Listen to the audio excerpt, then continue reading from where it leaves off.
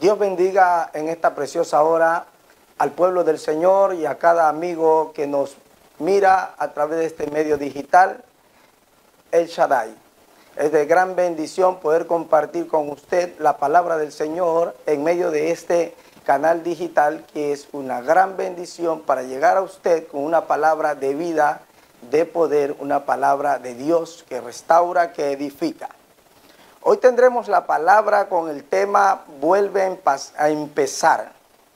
Vuelve a empezar. Esto está en el libro de Segunda de Reyes, capítulo del 1 al 10. Ahí vamos a tomar la lectura bíblica y vamos a un tema muy importante en el cual Dios va a hablar a su vida. La Biblia dice: en el nombre del Padre, del Hijo y en la guía del Espíritu Santo. Aconteció que cuando quiso Jehová alzar a Elías en un torbellino al cielo, Elías venía con Eliseo de Gilgal. Y dijo Elías a Eliseo: quédate ahora aquí, porque Jehová me ha enviado a Betel. Y Eliseo dijo: vive Jehová y vive tu alma, que no te dejaré. Descendieron pues a Betel, y saliendo a Eliseo los hijos de los profetas que estaban en Betel, le dijeron: ¿sabes que Jehová te quitará hoy a tu señor de sobre ti? Él le dijo: sí, yo lo sé, callad. Y Elías le volvió a decir a Eliseo: quédate aquí ahora, porque Jehová me ha enviado a Jericó. Y él dijo: vive Jehová y vive tu alma, que no te dejaré.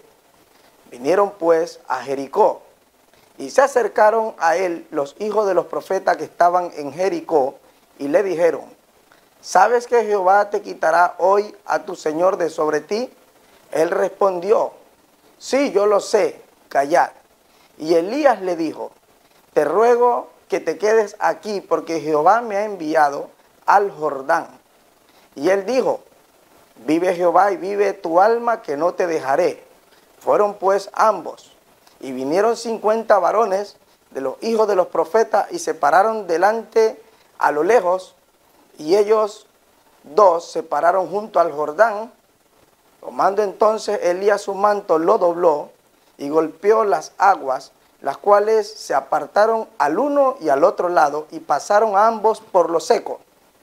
Cuando habían pasado, Elías dijo a Eliseo: pide lo que quieras que haga por ti antes que yo sea quitado de ti. Y dijo Eliseo: te ruego que una doble porción de tu espíritu sea sobre mí. Él le dijo: cosa difícil has pedido. Si me vieres cuando fuere quitado de ti, te será hecho así. Mas si no, no. Padre, añade bendición a tu palabra en esta preciosa hora y revela las maravillas de tu gloriosa voluntad a todos los oyentes. Hoy quiero hablar acerca del tema vuelve a empezar, y en esto vamos a hablar acerca de uno de los profetas más prominentes de aquel entonces, del tiempo antiguo, el profeta Elías. Y en este tema veremos la importancia de la persistencia y la fuerza de carácter que se necesita para volver a empezar. La palabra persistencia es igual a insistir, luchar y continuar, permanecer luchando o intentando una cosa aun cuando las condiciones son adversas. Cuando hablo de volver a empezar, hablo de la necesidad que tenemos todos de ser una iglesia de lucha, una iglesia de batalla, una iglesia de conquista, una iglesia de carácter, una iglesia que no se queda ante las dificultades y adversidades que el enemigo nos presenta. Es una iglesia de conquista, una iglesia de poder, una iglesia de victoria. ¿Por qué Dios quiere que hablemos de esto? Porque hay nuevas generaciones que se presentan ahora, que surgen, que son los niños, los adolescentes, los jóvenes y aún los adultos mayores que están incursionando y practicando la fe de Cristo y necesitan tener una evidencia de hombres de carácter, un mensaje contundente, un mensaje de poder que motive para continuar y no detenerse aunque las cosas se presenten difícilmente. En el libro de Reyes, capítulo 2, Segunda de Reyes, capítulo 2, versículo del 1 al 10, la cita que hemos tomado para este tema, hablaremos de un profeta de Dios cuya vida y ministerio manifestó la unción más prominente de aquel entonces. Tanto así que se lo denominó como el profeta de fuego, el hombre que hizo descender fuego del cielo para demostrar la realidad de la existencia de Dios en aquellos tiempos antiguos. El hombre que abrió el Jordán, el hombre que demostró a aquellas multitudes antiguas que Dios es veraz y que Dios es real. El hombre que hizo llover cuando no había 3 años llovido sobre la tierra. Hablaremos de este ministro, de este hombre, de este profeta de Dios. Pero hablaremos también de 4 puntos estratégicos los cuales visitó Elías antes de partir con Dios en un carro de fuego. Veremos también el por qué Eliseo, el que sucede a Elías, pide una doble porción del espíritu, de su espíritu. Entonces veremos lo primero, que Elías descendía del Jordán. El Jordán representa en este entonces, representa el lugar de unción, de poder, de autoridad, donde fluía en él el poder de Dios, un lugar de abundancia y de manifestación del poder y de la unción de Dios. Y dice que llegando de Gilgal, desciende a Betel. Betel o Betaben, al inicio llamada Casa de Dios, o lugar próximo a la luz, pero al final fue llamado pueblo de gran idolatría, casa de iniquidad o casa de vanidad.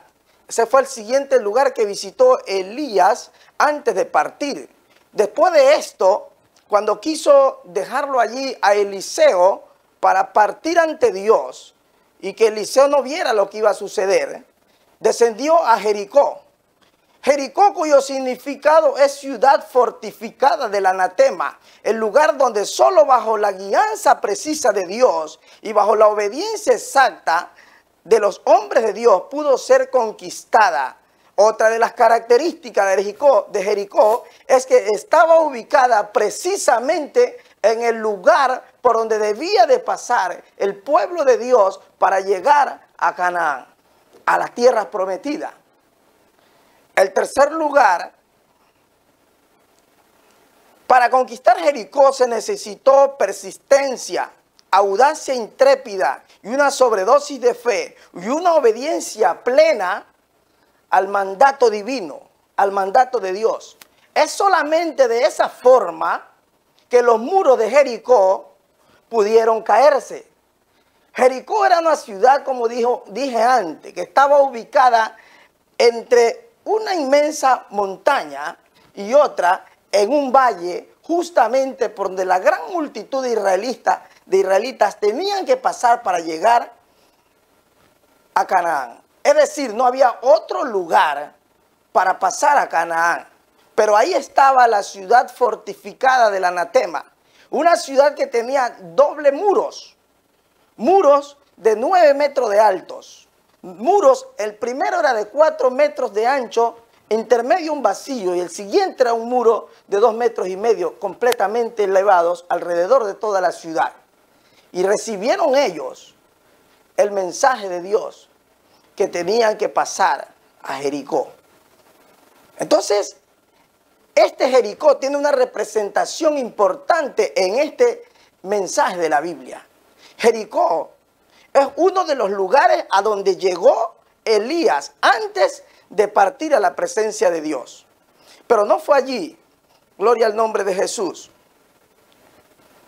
Luego, el siguiente lugar que descendió fue al Jordán. El Jordán, el significado de este nombre es el que desciende. El Jordán es un río que se encuentra 300 metros sobre el nivel del mar Mediterráneo. Y el significado es el que desciende. Y casi como una coincidencia, es en este lugar de donde Dios retira a su profeta hasta el cielo en un carro de fuego, y en el mismo lugar Dios ubica a otro profeta en su lugar, en el lugar de Elías, lo ubica a Eliseo y le da la oportunidad de pedir lo que quisiera. Y dice que le sería concedido, a lo que Eliseo misteriosamente responde pidiéndole una doble porción del espíritu de Elías. En esta parte donde la iglesia, donde la gente muchas veces se equivoca y piensa que Eliseo estaba pidiendo una doble porción del Espíritu de Dios, del Espíritu Santo. Pero cuando nosotros vemos que está escrito con E minúscula, esto indica que no está pidiendo una doble porción del Espíritu Santo, sino una doble porción del Espíritu de Elías. ¿Por qué la coincidencia? Porque justamente a esta condición había llegado Elías antes de partir al cielo, antes de ser suplantado por otra persona, antes de ser llevado a la presencia de Dios. ¿Qué es lo que pasó con Elías? ¿Por qué se da esta gran necesidad? Esto lo vemos nosotros en el libro de Primera de Reyes, capítulo 19, donde Elías, después de haber dado muerte, de haber demostrado la gloria de Dios ante Acab y haber dado muerte a los profetas de Baal, es amenazado por la mujer de Acab, la reina Jezabel. Y dice, así me hagan los dioses y así me añadan los dioses, mañana a esta hora, díganle a Elías que él también estará como uno de los profetas. En ese entonces Elías le había dado muerte a 450 profetas de Baal, a causa del poder y la manifestación de la gloria de Dios sobre este hombre. Pero después de esto, este hombre se ve atemorizado por esta mujer, y este hombre se debilita en su poder, en su autoridad, en su unción, a tal punto que huye y se esconde en una cueva y desea morirse. Bendito sea el nombre del Señor. Es por esta razón que el sucesor de Elías debía necesitar o necesitaba necesariamente, valga la redundancia, una doble porción del espíritu de Elías. ¿Qué es lo que quiere decir aquí el Señor en esta parte? Una doble porción de carácter, una doble porción de poder, una doble porción de autoridad.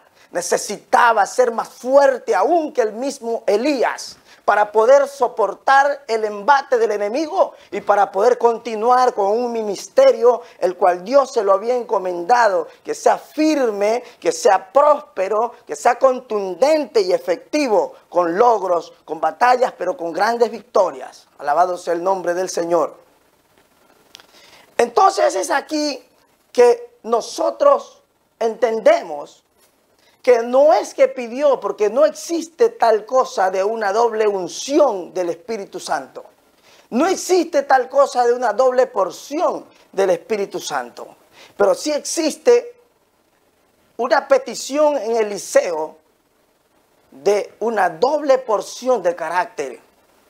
Nosotros, para continuar, para avanzar, para perseverar, para persistir en el Señor frente a este mundo como se presenta agresivo, difícil, amenazante, necesitamos como iglesia, como hombres, como mujeres, como siervos de Dios, tener un carácter firme, estable, un carácter de doble proporción, de doble firmeza, porque cuando las cosas nos llevan al debilitamiento, las circunstancias, las condiciones, las persecuciones, y parezca que Dios nos haya abandonado y que estemos solos en aquel momento cuando la muerte nos amenaza, Necesitamos levantarnos otra vez. Es por eso que haya personas que nos están mirando, que nos están escuchando en este momento, si menguaste, si retrocediste en tu ministerio, si las cosas se te pusieron duras y pensaste que Dios te ha abandonado o que tal vez no fuiste llamado. En realidad es la trampa y el ataque del enemigo que te está presionando, que te está acosando. Pero hay un Dios que te dice, vuelve a empezar. De ti depende volver a empezar. Porque retén lo que tienes, dice el Señor en Apocalipsis, para que otro no tome tu corona. Retén la palabra, retén la fortaleza. Dios no nos ha dado espíritu de cobardía, sino espíritu de poder, de autoridad y de dominio propio. Entonces, si ahora te sientes impotente, no te quedes allí. Si te equivocaste, vuelve a empezar. Si no has cumplido con tus metas y piensas que por los años o por las circunstancias debes de desistir, el Señor te dice en esta hora, vuelve a empezar. Piensas que luchaste hasta el final y que ya no tienes fuerza y no tienes más energía y tal vez que ya no te queda tiempo. Vuelve a empezar, te dice el Señor. Levántate de allí, ponte de pie y vuelve a empezar. Toma fuerza, pídele al Señor esa fuerza doble que necesitas para continuar, porque mucho camino te queda por recorrer y el Señor tiene que encontrarte luchando y en victoria. Alabado sea el nombre del Señor. Si usted es uno de aquellos que está un poco débil, que está afligido o atribulado, que retrocedió, que piensa que su ministerio ya no debe de continuar, que tal vez se equivocó, Dios te dice, vuelve a empezar. Si usted necesita oración por su vida ministerial, si usted necesita oración por su iglesia, si usted necesita oración por su familia, por sus hijos, si ha intentado todo y las fuerzas se han agotado y necesita una oración, llame a estos teléfonos que están en las pantallas. Dios le bendiga y recuerde, nadie lo va a levantar. Usted mismo tiene que volver a empezar. Gloria al nombre de Jesús. Alabado sea su nombre poderoso.